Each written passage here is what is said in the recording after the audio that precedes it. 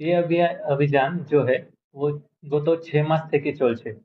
Illegal कार्रवाई जो है उसके खिलाफ ये अभियान चलता ही रहता है। इस अभियान के तहत हमारे यहाँ पे हमने টোটাল 16 হোটেল রেড করা হয়েছে। তার মধ্যে আমরা 49 কাস্টমার এবং some লিজ ওনার্স কে অ্যারেস্ট করা হয়েছে এবং সাথে সাথে 59 ভিকটিম লেডিজ को রেস্কিউ করা হয়েছে। এর সাথে সাথে অনেকটা গ্যাম্বলিং বোর্ড কে রেড করা হয়েছে। ওখান থেকে আমরা 27 এর মতো রেড করেছে और 129 পারসন কে অ্যারেস্ট করা হয়েছে এবং মোটামুটি 3,10,000 টাকাটা সিজ করা হয়েছে। তো আমি এটাই বার্তা দিতে চাইছি কি এসব ইলিগাল কাজ মুর্শিদাবাদ এলাকাতে হতে দেব না।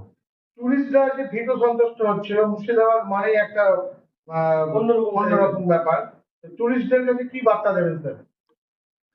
টুরিস্টদের কাছে মুর্শিদাবাদ মানে আমাদের যেটা লালবাগ বলে আমরা অন্য জায়গা থেকে কলকাতা থেকে জানি যে লালবাগ সবসময় টুরিস্টদের কাছে একটা আকর্ষণীয় জায়গা। এবং যেটা আপনি বললেন রাইটলি যে এটা হয়তো কিছুটা নাম একটু খারাপ হয়েছিল, কিন্তু লাস্ট 6 মাসে আমরা সেই হারানো গৌরব অনেকটাই উদ্ধার করতে পেরেছি। এবং আমরা টুরিস্টদের কাছ থেকেও ফিডব্যাক নিয়েছি, তারা আস্তে আস্তে এখানকার আসার জন্য যে কনফিডেন্সটা হারিয়ে ফেলেছিলেন সেটা কিন্তু ওনারা পেয়েছেন।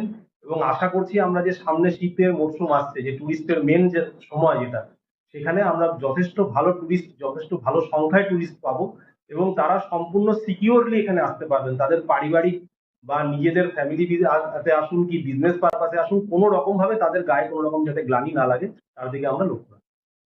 এর সাথে সাথে এটাই বার্তা দেবো কি কিছু সোশ্যাল মিডিয়াতে কিছু আসতে খবর আসলে আপনি বোঝাবে কান দেবেন না এবং সাথে সাথে কিছু ইলিগাল অ্যাক্টিভিটি খবর আসলে আমাকে জানিয়ে দেবেন, আমরা সঙ্গে সঙ্গে অ্যাকশন নেব।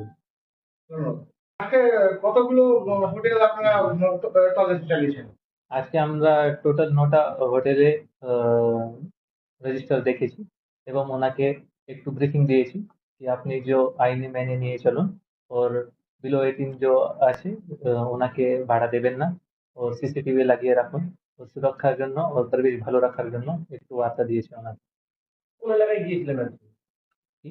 কোন এলাকায় আজকে मोतीझील बाईपास एरिया जो रोड एरिया है वहाँ के होटल में रेड करा হয়েছে এবং সাথে সাথে और হ্যাঁ, মতিঝিল থেকে একটু এগিয়ে বা মতিঝিলের ভেতরেও আমরা রেড করেছি। এবং স্যার যেটা বললেন যে সিসিটিভির কথা, আমরা হোটেল ওনারদের এটাও বলেছি যে সিসিটিভি শুধুমাত্র ঘরের মধ্যে নয় বা হোটেলের মধ্যে নয়, আপনারা রাস্তা কভার করবে এরকম ভাবেও সিসিটিভি লাগানো, যাতে কাস্টমারদেরও যদি কোনো রকম বিপদ হয়ে যায় যাতে আমরা সিসিটিভি থেকে সেটা আইডেন্টিফাই করতে পারি।